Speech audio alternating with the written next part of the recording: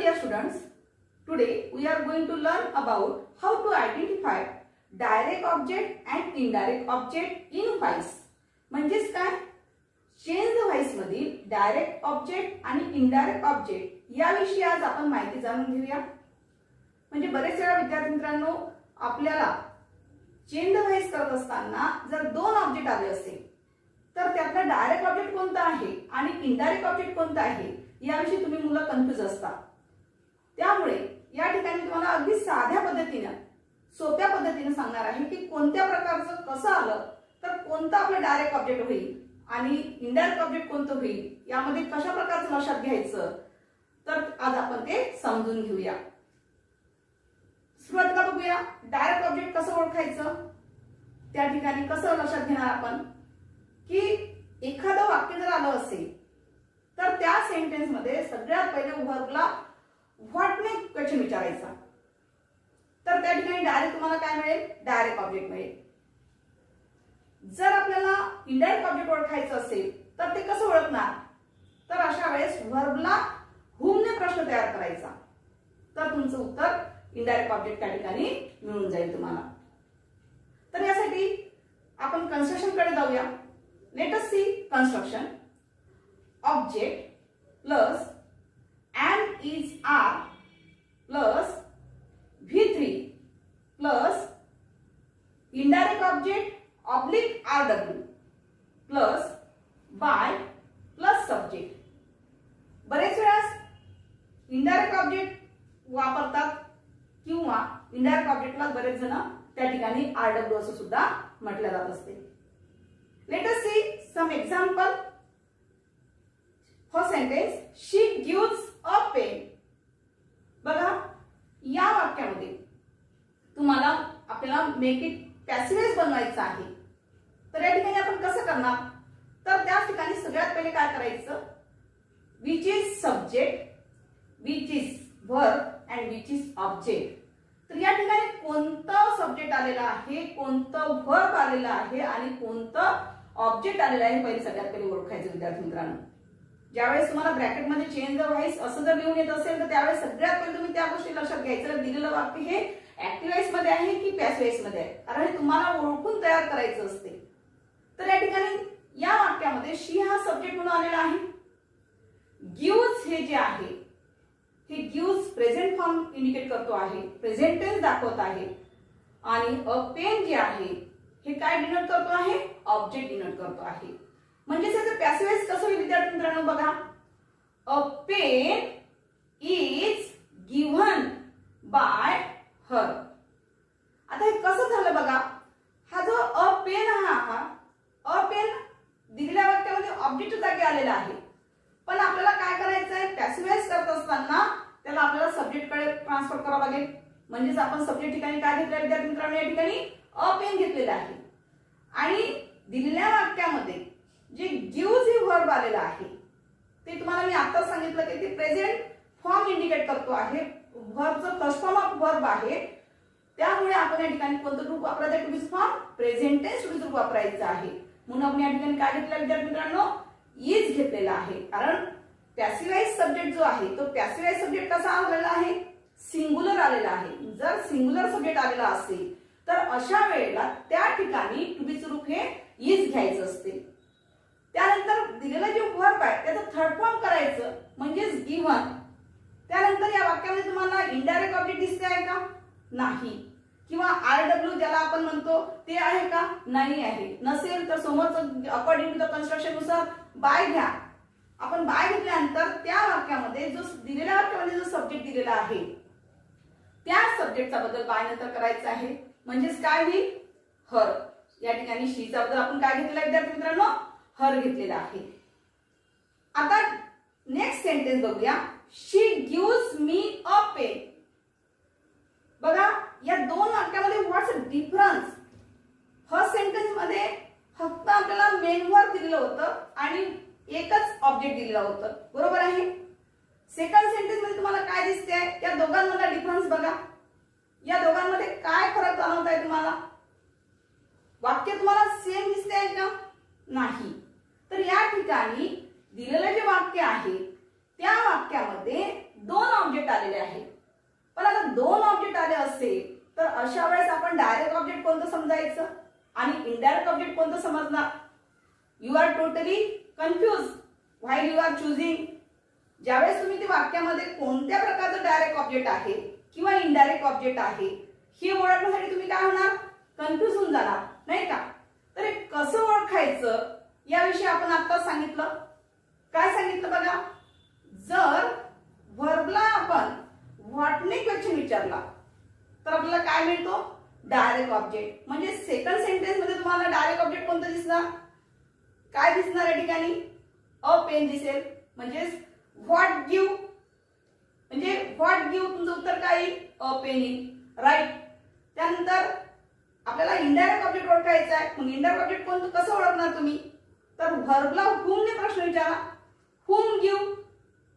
तर या ठिकाणी तुमचं इनडायरेक्ट ऑब्जेक्ट काय दिसेल, मी दिसेल विद्यार्थी मित्रांनो नाही का.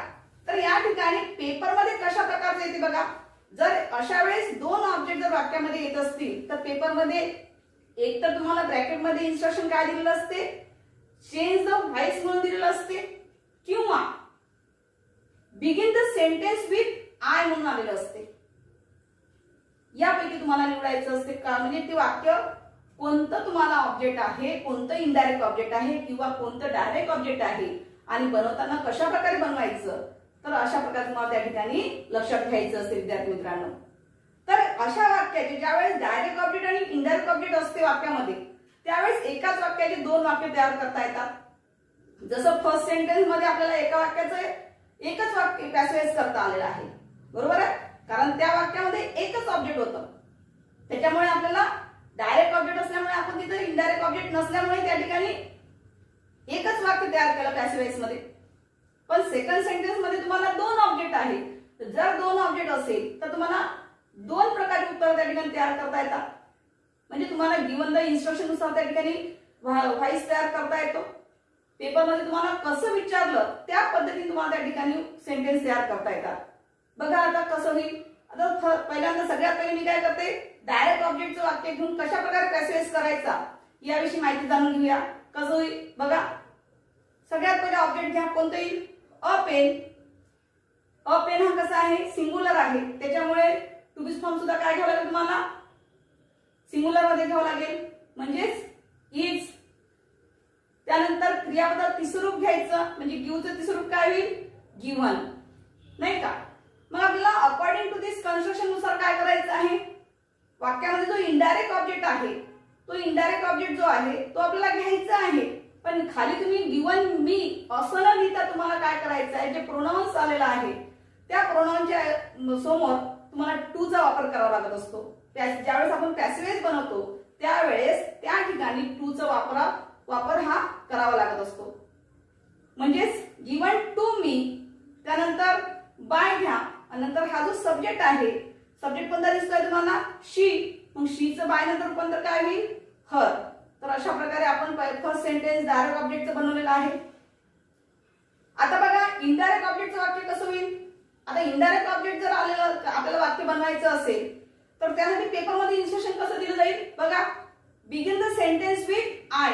आता हे आय आलं कसं, आपल्या वाक्यात तर आय दिसत नाहीये. तर म्हणजेच काय विद्यार्थी मित्रांनो, या ठिकाणी जे इनडायरेक्ट ऑब्जेक्ट आहे ते इनडायरेक्ट ऑब्जेक्ट तुम्हाला मी दिसते आहे, बरोबर आहे. तर या मीला, हा जो मी आहे याची पोझिशन काय आहे, व्हॉट द पोझिशन ऑफ मी.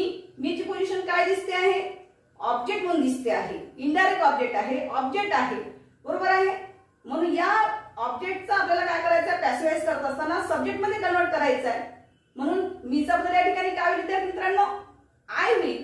म्हणून तुम्हाला इन्स्ट्रक्शन मध्ये काय दिलेलं आहे, begin the sentence with I दिलेलं आहे. आलं लक्षात. तर यामुळे कशा पद्धतीने तयार होईल बघा, या ठिकाणी मीचा बदल काय घेतला आपण सुरुवातीला, सब्जेक्ट ठिकाणी आय घेतलेला आहे. तर दिलेल्या वाक्यातला वर्ब कोणता आहे, गिव्ह. गिव्ह हे मेन वर्ब झालेला आहे वाक्यामध्ये. म्हणून प्रेझेंट टेन्स मध्ये टू बी रूप घेताना सुद्धा आयच्या समोर कोणतं घ्यावं लागेल, ऍम वापरायचं असते. म्हणून आय ऍम, त्यानंतर क्रियापद तिसरं रूप घ्यायचं, गिव्हन. आता जे शिल्लक राहिलेला वर्ड्स आहे, जे RW म्हणतो आपण, मग तो कोणता दिसतोय वाक्यामध्ये, अ पेन दिसते आहे. तर हा क्रियापदाच्या तिसऱ्या रूपानंतर घ्यायचा. म्हणजे ज्यावेळेस आपण तिसरं रूप लिहितो त्याच्यानंतर उरलेलं वाक्य लिहायचं असते. म्हणजे रेस्ट ऑफ सेंटेन्स ज्याला आपण म्हणतो किंवा रिमेनिंग वर्ड्स म्हणतो तो शब्द त्या ठिकाणी प्रॉपर बसवायचा असतो. म्हणजेच काय होईल त्या ठिकाणी अ पेन, आफ्टर देन बाय आणि नंतर शीचा बदल काय होईल इकडे हर. म्हणजे उत्तर कसं होईल तुमचं बघा. I am given a pen by her. Now next sentence I teach you a lesson. बघा या वाक्यात तुम्हाला किती ऑब्जेक्ट दिसते विद्यार्थी मित्रांनो. 2 ऑब्जेक्ट दिसते आहे. Which is direct object and which is indirect object. बघा याच्यात 2 ऑब्जेक्ट आलेले आहेत. कोणतं डायरेक्ट ऑब्जेक्ट आहे आणि कोणतं इनडायरेक्ट ऑब्जेक्ट आहे तुमच्या लक्षात आलं असेलच. चला तर आता आपण डायरेक्ट ऑब्जेक्ट जे आहे त्या डायरेक्ट ऑब्जेक्टने पॅसिव्हाइज कसं वाक्य तयार करायचं ते बघूया आता. बघा या वाक्यामध्ये डायरेक्ट ऑब्जेक्ट अ लेसन आलेला आहे. तर आपण अ लेसन सुरुवातीला घेऊन म्हणजे पॅसिव्हाइज मध्ये सब्जेक्ट ठिकाणी घेतल्यानंतर ते कसं होईल बघूया आता. अ लेसन हा सब्जेक्ट कसा दिसतो आहे सिंगुलर आहे. म्हणून टू बी फॉर्म सुद्धा काय घ्यावं लागेल तुम्हाला सिंगुलर मध्येच present tense to be form is घ्यायचं. त्यानंतर दिलेल्या वाक्यातलं जे वर्ब आहे ते वर्ब कोणतं आहे टीच आहे. टीच हे काय आहे फर्स्ट फॉर्म ऑफ वर्ब आहे. म्हणजेच आपल्याला according to construction third form use करायचा आहे. म्हणजे टीचचं तिसरं रूप काय होईल टॉट. टॉट रिमेनिंग वर्ड्स कुठला आलेला आहे किंवा इनडायरेक्ट ऑब्जेक्ट कोणतं दिसते आहे यू दिसते आहे. यू हे प्रोनाउन्स आहे नाही का. म्हणून तुम्ही टॉट यू लिहा किंवा टॉट टू यू अशा पद्धतीने लिहिलं तरी चालेल. बाय आयचा बद्दल काय होईल इकडे मग आय हा सब्जेक्ट आहे वाक्यामध्ये. या आयला आपल्याला पॅसिव्हाइज करत असताना ऑब्जेक्ट ठिकाणी घेऊन जायचं आहे. म्हणजे आयचा बद्दल काय होईल बाय नंतर मी. नाउ अनदर मेथड दुसऱ्या मेथडने बघूया आता हे वाक्य. जर आपल्याला इनडायरेक्ट ऑब्जेक्ट घेऊन जर वाक्य चालवायचं असेल पॅसिव्हाइज करायचं असेल तर कसं होईल इनडायरेक्ट ऑब्जेक्टचं. बघा त्याच वाक्याला आपण सेकंड मेथडने सांगत आहे. जर इनडायरेक्ट ऑब्जेक्ट जर घेऊन आपल्याला वाक्य तयार करायचं असेल तर पॅसिव्हाइज कसं होईल. नाउ सी यामध्ये इनडायरेक्ट ऑब्जेक्ट कोणता दिसतो आहे यू दिसतो आहे. तर या ठिकाणी सब्जेक्ट जागी पॅसिव्हाइज सब्जेक्टच्या जागी काय घ्यायचंय तुम्हाला यू घ्या. यू नंतर काय घ्यायचंय टू बी फॉर्म घ्यायचंय आपल्याला. कारण दिलेल्या वाक्यात जे वर्ब आलेलं आहे ते वर्ब कसं दिसते तुम्हाला फर्स्ट फॉर्म ऑफ वर्ब दिसते आहे. त्यामुळे यूच्या समोर टू बी फॉर्म काय घ्यायचं आर. म्हणजेच या ठिकाणी आपण यूच्या समोर टू बी रूप कोणतं घेतलेलं आहे आर. त्यानंतर क्रियापद तिसरं रूप टॉट. रिमेनिंग वर्ड्स कोणता दिसतो आहे a lesson by me. Now next sentence we bring her a dog. बघा दिलेलं वाक्य असं दिसते आहे. या वाक्यामध्ये तुम्हाला 2 ऑब्जेक्ट दिसते आहे. कोणते 2 ऑब्जेक्ट दिसते आहे एक डॉल हे ऑब्जेक्ट दिसते आहे आणि दुसरं एक काय दिसते आहे हर. कारण आपण हर अ डॉल हे पूर्ण ऑब्जेक्ट म्हणू शकत नाही. जर काही विद्यार्थी गोंधळून गेले तर उत्तर तुमचं चुकते.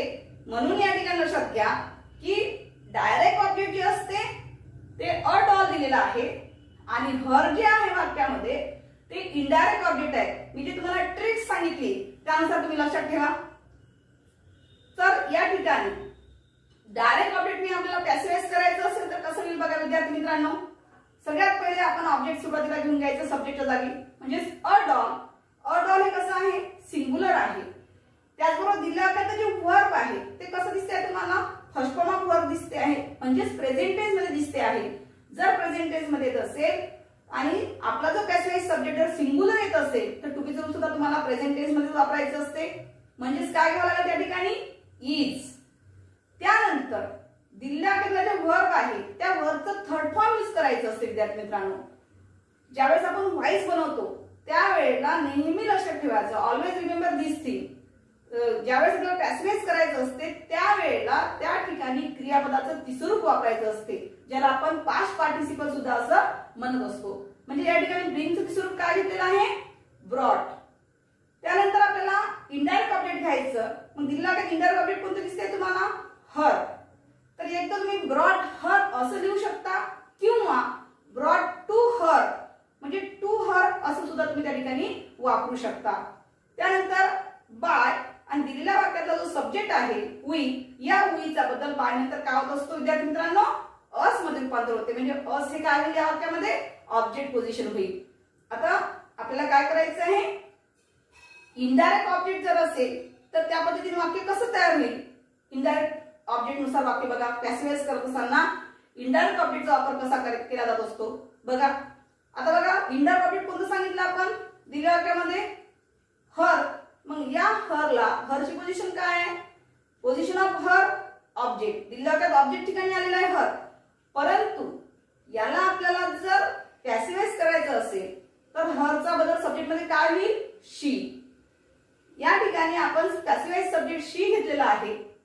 शी हा एकवचनी असल्यामुळे अटेंटिव्ह स्वरूप काय घ्यायचं, इज.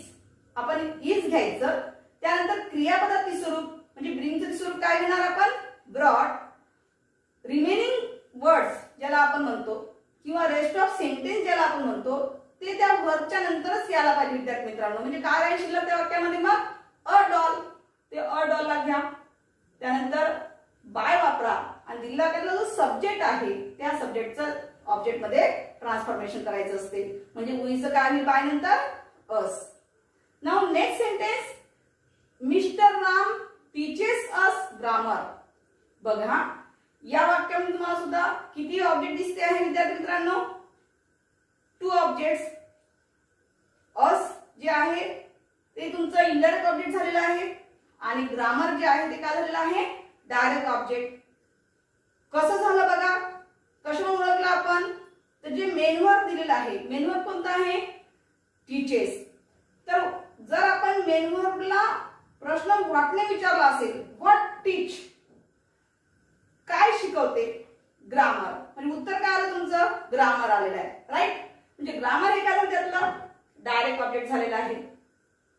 आता आपल्याला इनडायरेक्ट ऑब्जेक्ट ओळखायचं असेल तर हुमने प्रश्न विचारायला सांगितला मी तुम्हाला वर्बला. हुम टीच, कोणाला शिकवते, आपल्याला. म्हणजे अस, अस काय झालं वाक्यातलं इनडायरेक्ट ऑब्जेक्ट झालं विद्यार्थी मित्रांनो, नाही का. आता बघा याला आपल्याला पॅसिव्हाइज करत असताना डायरेक्ट ऑब्जेक्टचं पॅसिव्हाइज कसं करायचं त्याविषयी बघूया आपण. मग यातलं डायरेक्ट ऑब्जेक्ट कोणतं आहे विद्यार्थी मित्रांनो, ग्रामर. चला तर पॅसिव्हाइज करत असताना ग्रामरची पोझिशन काय करावं लागेल आपल्याला, सब्जेक्टच्या ठिकाणी घ्यावं लागेल. म्हणजे ग्रामर हा पॅसिव्हाइज मध्ये कुठे आहे ना, सब्जेक्ट ठिकाणी ग्रामर. दिलेला वाक्यात वर्ब कोणता आहे, टीचेस आहे. टीचेस हे मेन वर्ब आहे. मेन वर्ब असल्यामुळे प्रेझेंट फॉर्म आहे दिलेला आहे, म्हणून टू बी चं रूप सुद्धा काय घ्यायचं तुम्हाला, प्रेझेंट टेन्स मधलं सिंग्युलर टू बी चं वापरायचं आहे. व्हाय सिंग्युलर टू बी चं form, why singular to be form use. आपल्याला singular to be form use का करायचा आहे, कारण दिलेल्या पॅसिव्हाइज वाक्यामध्ये जो सब्जेक्ट आलेला आहे तो सब्जेक्ट कोणता दिसतो आहे, ग्रामर दिसतो आहे. ग्रामर हे कसं आहे, सिंग्युलर आहे. ग्रामर हे जे आहे हे कसं आलेलं आहे, सिंग्युलर आलेलं आहे. सिंग्युलर आल्यामुळे टू बी सुद्धा आपण काय घेणार, सिंग्युलर घेणार. म्हणजे आपण काय वापरणार, इज. त्यानंतर टीच जे मेन वर्ब दिलेलं आहे त्या टीचचं तिसरं रूप घ्यायचं आहे, म्हणजे थर्ड फॉर्म ऑफ वर्ब म्हणा. तर टीचचं तिसरं रूप काय होईल, टॉट. त्यानंतर इनडायरेक्ट ऑब्जेक्ट घ्यायचं आपल्याला. एक तर तुम्ही टॉट अस असं घेऊ शकता किंवा ते प्रोनाउन असल्या कारणाने त्या ठिकाणी आपल्याला काय घ्यावं लागेल, टूचा वापर जरी केला तरीही चालेल. म्हणजे काय वापरावं लागेल तुम्हाला, टू अस. त्यानंतर बाय, दिलेल्या वाक्यात जो सब्जेक्ट आलेला आहे ते काय आलेला आहे, मिस्टर राम. मिस्टर राम हा सब्जेक्ट आलेला आहे, म्हणून बाय नंतर सुद्धा घेताना मिस्टर रामच घ्यायचा. तिथे तुम्हाला चेंज करता येत नाही. कालच्या तासाला सांगितलं होतं मी की मिस्टर राम असो किंवा कुठलं नाऊन आलेलं असेल तरी बाय नंतर ऍज इट इज जशा तसं घ्यायचं असते विद्यार्थी मित्रांनो. आता बघा नेक्स्ट, तर या ठिकाणी डायरेक्ट ऑब्जेक्टचं वाक्य कसं होईल हे आपण बघितलं, पण इनडायरेक्ट ऑब्जेक्टचं वाक्य आलं असेल पॅसिव्हाइज करत असताना कशा पद्धतीचं होईल, सेकंड मेथड बघा. आता मग या ठिकाणी अस जे आहे ते अस हे काय आहे, इनडायरेक्ट ऑब्जेक्ट झालेला आहे. त्या इनडायरेक्ट ऑब्जेक्टचा आपल्याला पॅसिव्हाइज मध्ये कसा बदल करायचा आहे, पॅसिव्हाइज वाक्य कसं तयार होईल ते बघूया आता. म्हणजेच या ठिकाणी असची पोझिशन काय दिसते तुम्हाला विद्यार्थी मित्रांनो, ऑब्जेक्ट म्हणून दिसते आहे. म्हणजेच आपल्याला इकडे पॅसिव्हाइज सब्जेक्ट करत असताना काय होईल, वी होईल. तर दिलेल्या वाक्यातलं जे वर्ब आहे ते verb first form of verb आहे, त्यामुळे टू बी रूप सुद्धा आपल्याला कोणतं घ्यायचं आहे, प्रेझेंट टेन्स मध्येच टू बी रूप घ्यायचं आहे. पण सब्जेक्ट कोणता आहे, वी. वी प्लुरल मध्ये येते, त्यामुळे टू बी रूप सुद्धा तुम्ही कोणते घेणार, प्लुरल फॉर्म मध्ये यूज करावं लागेल. म्हणजेच त्या ठिकाणी काय घेणार आपण विद्यार्थी मित्रांनो, आरचा वापर करायचा, म्हणजेच वी आर. त्यानंतर क्रियापदाचं तिसरं रूप म्हणजे स्लीपचं तिसरं रूप काय होईल, टॉट. रेस्ट ऑफ सेंटेन्स कोणता आहे, ग्रामर. तर टॉट ग्रामर बाय दिलेला जो सब्जेक्ट दिलेला आहे तो सब्जेक्ट कोणता होता, मिस्टर राम. म्हणजे बायच्या नंतर काय येईल, मिस्टर राम. अशा प्रकारे आज तुम्हाला डायरेक्ट ऑब्जेक्ट आणि इनडायरेक्ट ऑब्जेक्ट इन व्हॉइस कशा प्रकारे ओळखायचं याविषयी आपण माहिती जाणून घेतलेली आहे विद्यार्थी मित्रांनो.